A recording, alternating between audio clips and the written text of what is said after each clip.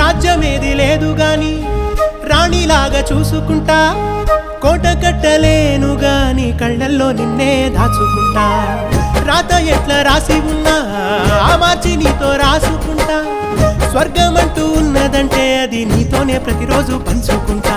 నిన్ను గన్నవి నాన్న కన్నా అల్లారు ముద్దుగా సాదుకుంటా. నీకు కోపం వస్తే కొంత దూరం ఉంటా, నువ్వు గీత గీస్తే నేను దాటనంట. కంట నీరు కంటి రెప్ప దాటకుండా కాటుకై కావలుంటా.